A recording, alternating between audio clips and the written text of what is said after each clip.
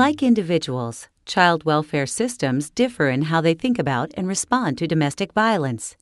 These differences affect policy, which influences practice, which impacts outcomes for children and families.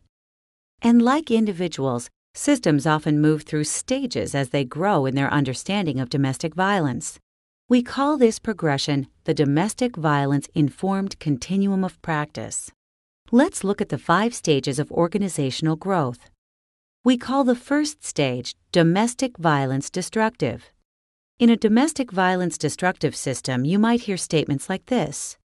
Regardless of the costs, the adult domestic violence survivor must make sure that the children are protected from the violence. The next stage is Domestic Violence Neglectful. In a domestic violence neglectful system, people might tell you, domestic violence is only relevant to the children if they see or hear it. If the couple separates, there are no more concerns about domestic violence. As systems mature, they may become domestic violence pre-competent.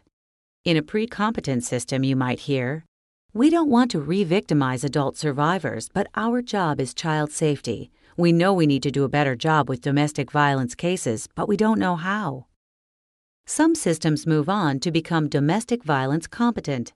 In a competent system, you can hear statements like, the perpetrator's behavior patterns and choices are the source of the child safety concerns. Our goal is to keep the children safe and together with the domestic violence survivor. Pretty good, right? That's very close to the final stage an organization can achieve, domestic violence proficient.